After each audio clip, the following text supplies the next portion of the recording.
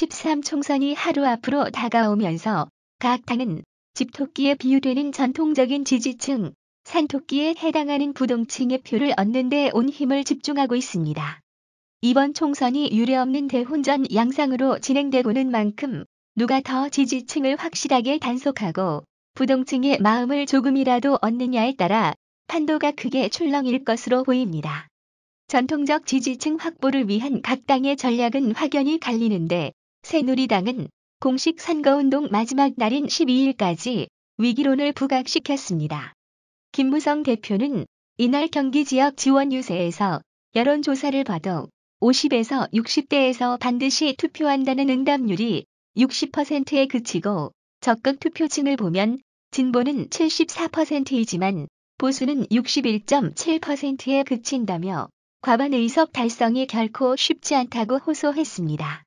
선거를 하루 앞두고 박빙 승부가 펼쳐지는 서울 경기 지역을 돌아본 김 대표는 특히 경합 지역 적극 투표층에는 야당 지지자가 많고 결집하는 반면 우리 새누리당 지지자는 적극적이지 않은 것 같다며 우려했습니다.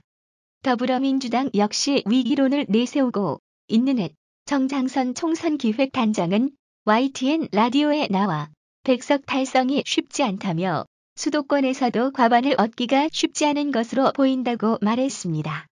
김성수 대변인도 MBC 라디오에서 80석 후반으로 떨어질 수도 있는 것 아니냐는 걱정도 나온다고 말했습니다. 더민주는 야권이 개헌저지선 확보에 실패한다면 새누리당의 일당 독주를 막을 수 없다는 점을 강조하며 야권 지지자들의 결집 효과를 노리고 있습니다. 김종인 비대위 대표는 11일 대국민 성명에서 일당 독재 국회가 성립될 수 있는 심각한 위기 상황에 처해 있다고 지지자들의 위기감을 자극했습니다. 국민의당은 새누리당과 더민주와 반대로 유권자들에게 희망을 보여주는 전략을 취하는 모습입니다. 이태규 전략홍보본부장은 CBS 라디오에 나와 언론에서 평가한 것처럼 녹색 바람이 확연하게 불고 있다며 안철수 대표가 현장에서 지원 유세를 해도 반응이 좋아 후보들이 고무된 상태라고 했습니다. 그는 이어 수도권 접전 지역의 승패에 따라 40석이 가능할 것이라고 설명했는데 야권 관계자는 국민의당의 경우 심정적으로 지지하면서도 성공 여부에 대해서는 여전히 회의적인 시선을 보내는 유권자들이 많다며 성공할 수 있다는 확신을 심어주는 것이 지지층을 끌어내는 방법이라고 설명했습니다. 이번 총선은 과거와 달리 선거일이 다가오는데도 지지정당을 정하지 못한 부동층의 비율이 줄어들지 않고 있습니다. 실제로 갤럽이 지난 4에서 6일 휴대전화 이미 걸기 방식으로 전국 성인 남녀 1,005명에게 조사한 결과에 따르면 지지정당에 대한 응답을 유보한 비율은 23%에 달했습니다.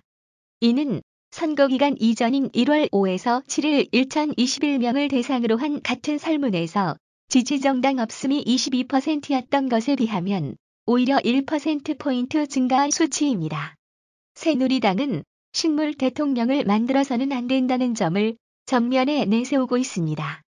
정치 성향만으로 판단하기 어렵다면 국정을 이끌어야 하는 여당의 힘을 보태달라고 호소하는 전략입니다. 더민주는 이에 경제심판론으로 응수하면서 더민주와 국민의당 사이에서 결정을 내리기 힘들다면 어차피 당선 가능성이 높은 더민주 후보에게 표를 몰아달라는 사표방지론을 들고 나왔습니다.